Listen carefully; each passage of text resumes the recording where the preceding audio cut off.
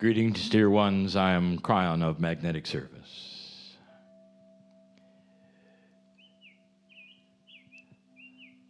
This is the second time that we come before you in this magic place.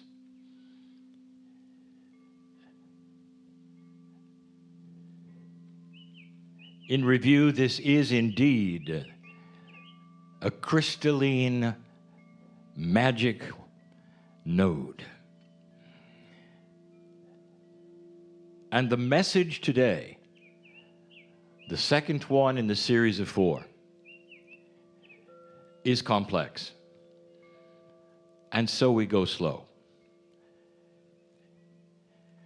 There are many of you here that are not necessarily interested in the minutiae, have not necessarily heard the other messages. Maybe it's the first time that you've sat in this energy of channeling. And so I address you first. Dear ones, this is an opportunity for you to feel the love of Spirit. The creative source is here. And without any words at all, you can feel the love and the compassion for you.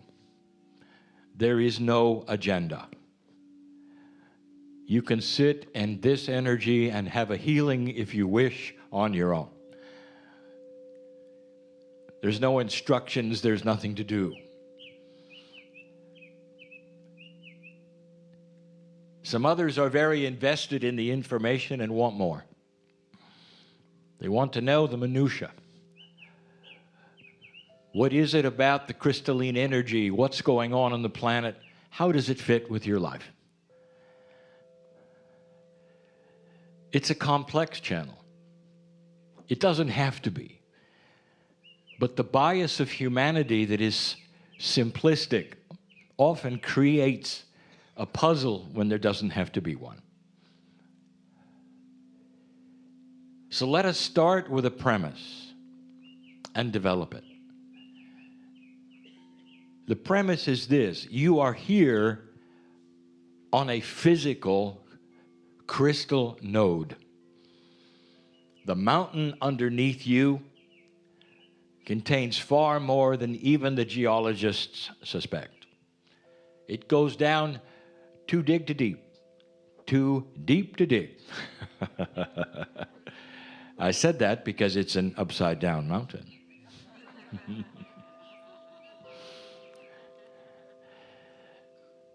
And so it would surprise even those who are the experts how much is here. And it affects the planet. It affects the planet especially metaphysically. But this is physical.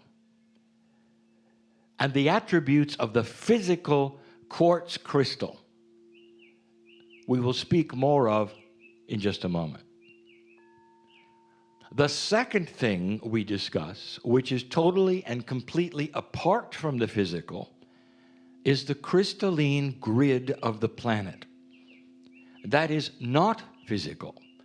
It is completely esoteric. It is an energetic grid that is named crystalline because of its attribute of remembering. So let us separate those now and forever in the discussion. The quartz crystal that you look at, that you mine, that you're working with today, that we speak of as the node itself, is physical. The crystalline grid of the planet is not. It's invisible, but we call it the crystalline grid because of the attributes of remembrance. So let's come back to the physical for just a moment. I want you to look at some things that are interesting from the beginning of time. You like crystals, don't you? And we said it yesterday, but let's enhance. Every time a crystal, a quartz crystal, is pulled out of the ground, and every time that there is an energy worker who feels something, it's benevolent every single time. How many billions of crystals are there on this planet, taken home so that those can enjoy them, surrounding them in perhaps every room of their house if they're sensitives? Why would you do this? And the answer is because every single crystal, if it talks to you, if you feel its energy, it's benevolent. You never dig a crystal out of the ground and it comes up and goes, "There's doom ahead." What are the odds? What are the odds of a geological phenomenon that grows in the ground over time and that you pick up as a human being that gives you benevolence? There's something going on here. It cannot be a fluke of nature. You never go to a crystal shop where they organize the crystals according to good and bad, dark and light, doom and joy. Every single crystal, no matter what type it is or the attributes it might have that are geological, is benevolent. It sings to you. Some talk to you. Some just sit there and you want to meditate around them because it makes you feel good or it tempers the energy so you can do a better job. Think of this. In the last few years, you've even started to categorize the crystals metaphysically. Have you heard of the Lemurian crystal?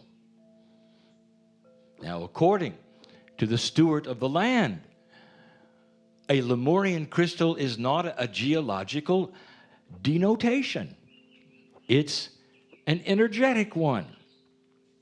And isn't it interesting, the name that you chose? Lemurian crystal.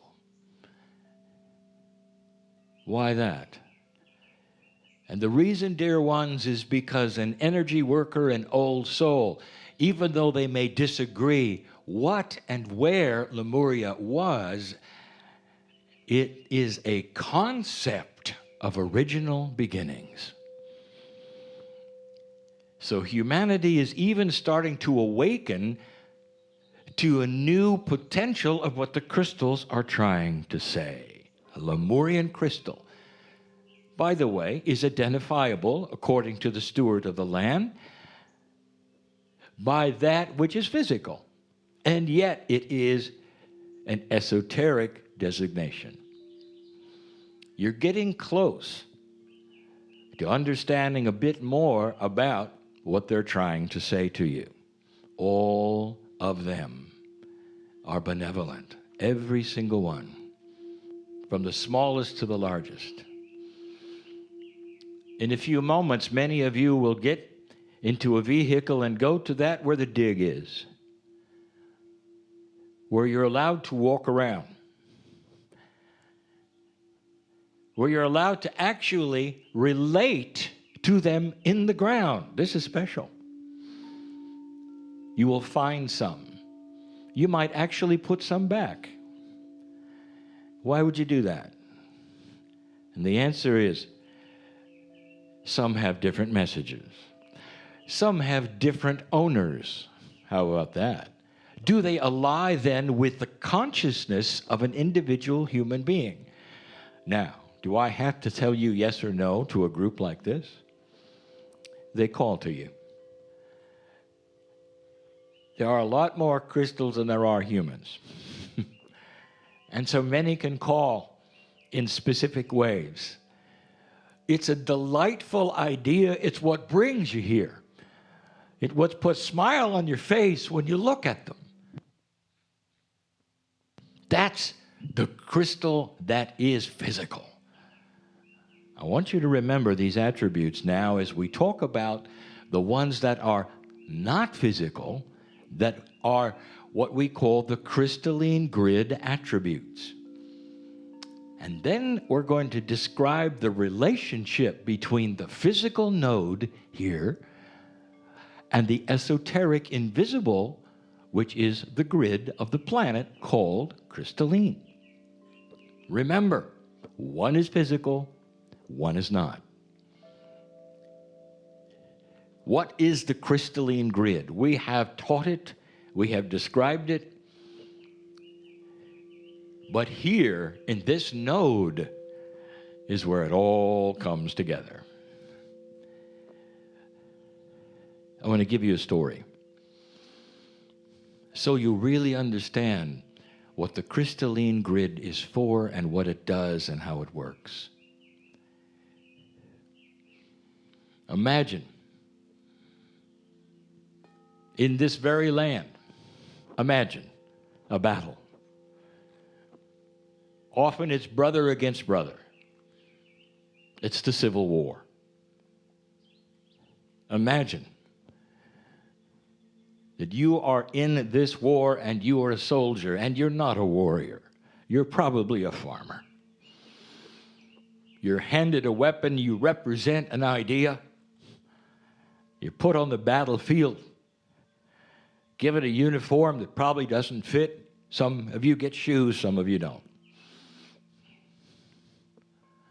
Right away in the battle, the bullet finds its mark and you know you are mortally wounded. You fall to the dirt.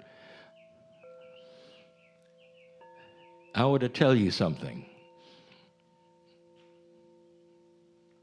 All men and women, they die differently. That there's one thing you have in common. In those last moments of death, you forget the battle. You don't care who wins. You feel the blood leaving, the life force is going, and it's true what they say, that the soul and the brain cooperate to slow things down for a moment or two. And the thing you think about is not the battle, and your ears don't hear anymore.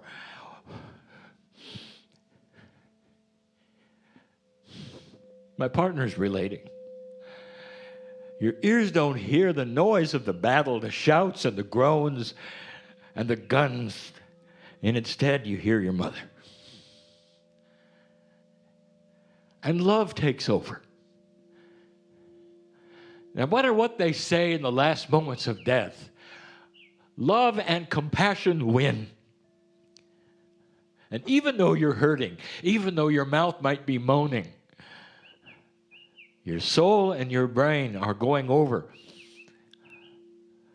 The smile of your mother, of your brothers and your sisters, perhaps of your partner.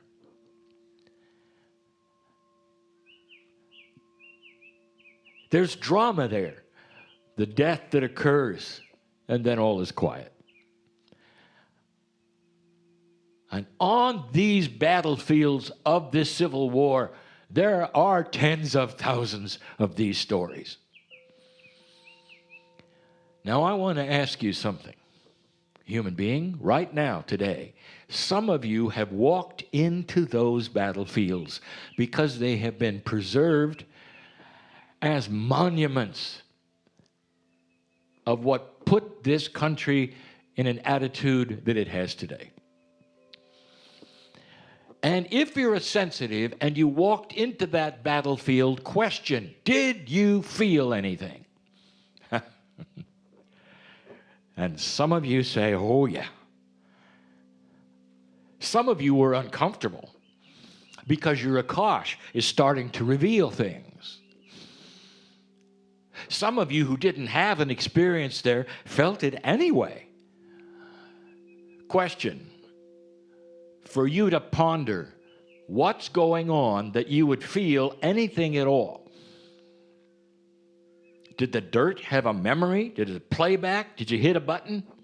Did you see a video? And the answer is actually yes. That's what the crystalline grid does. It remembers the most dramatic things in history that have happened. It's not just in the battlefields.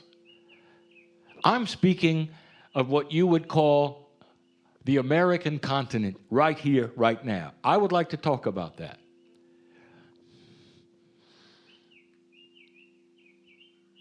Kryon, why don't you ever talk about the indigenous of the areas in America? I will tell you something. First of all, there weren't that many.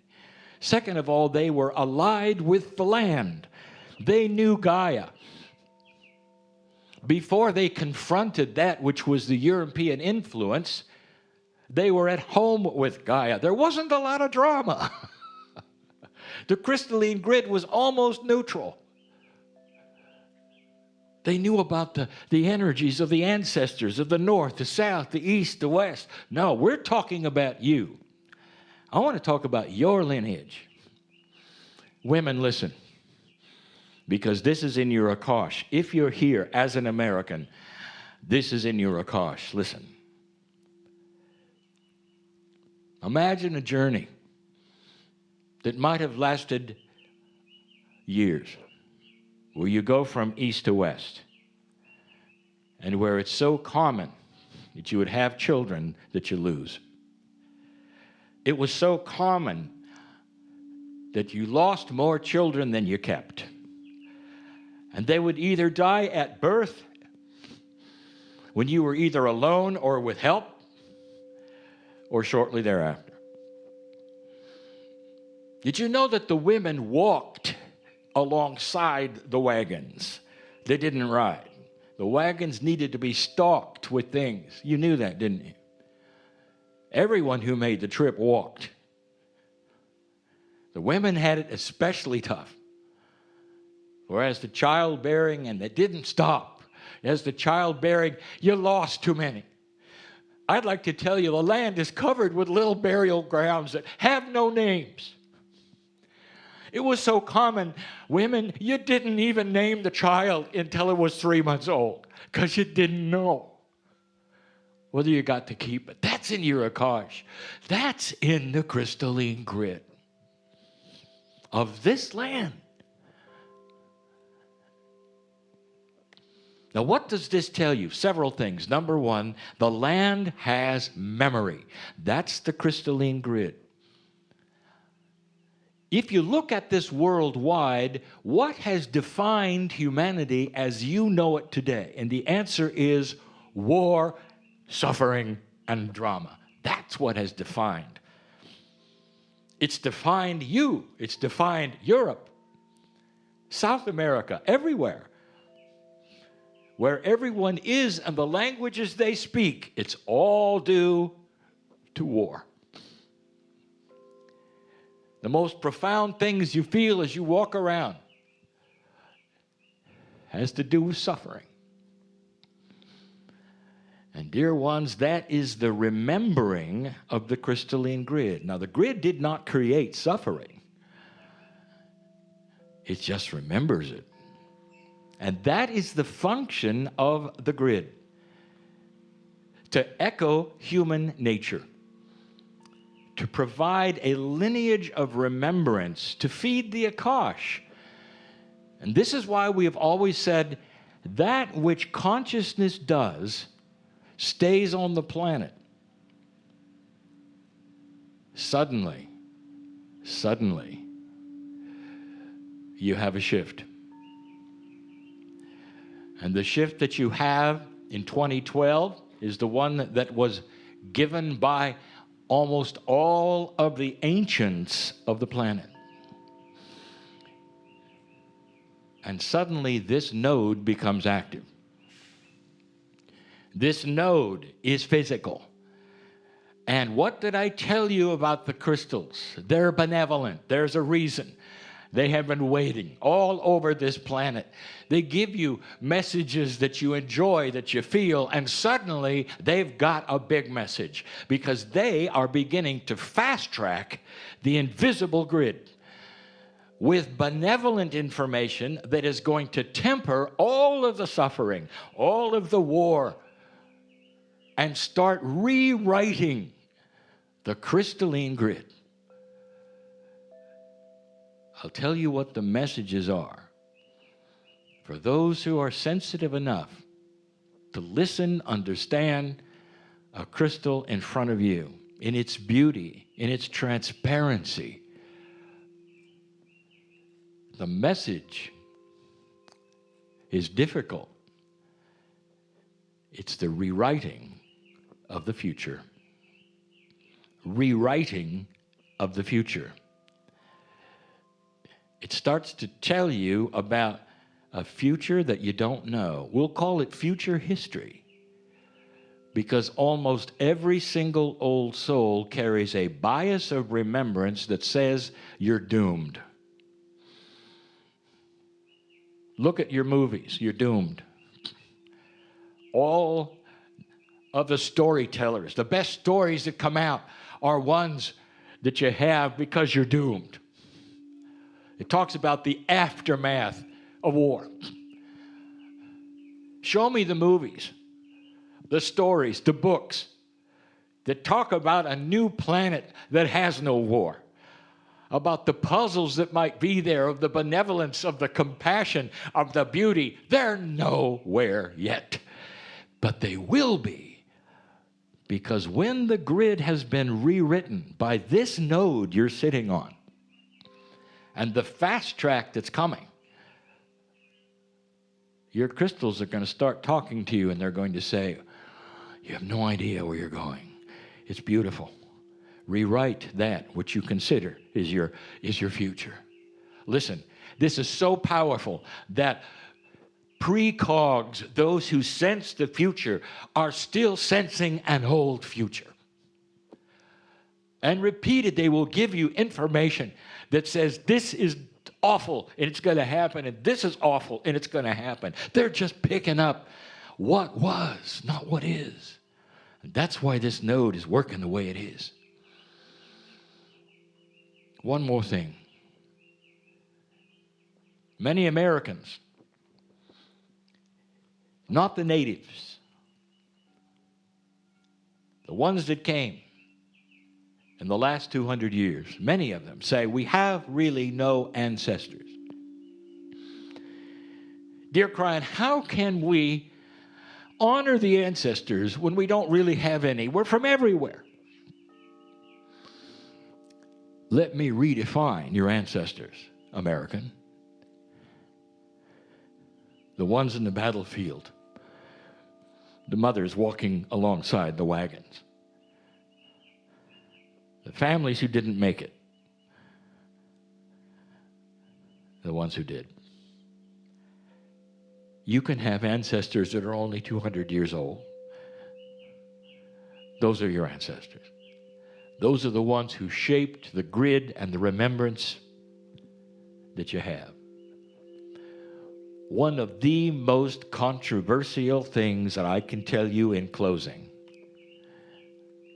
is that these episodes on the invisible crystalline grid have so much impact to a sensitive, even to non-sensitives, that if something unusually tragic happens in a home, that particular energy will stay there quite often, even after the home has been destroyed. You call it ghosts. It's a playback system of the crystalline grid. On a certain date, a certain time, a certain frequency, you can measure it. Instruments will see it. Sometimes you will.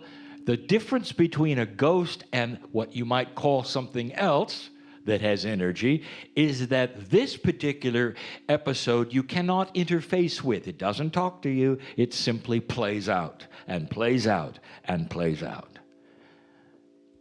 Nobody's trapped. There are no entities there. It's an esoteric video. And you can count on it. You can set up your instruments and your cameras and capture it. That's the crystalline grid. By the way, when it comes to things that go bump in the night, you have no idea what you're seeing. None. Humans categorize them all into one thing: unusual. Some of them are physics, some of them are normal.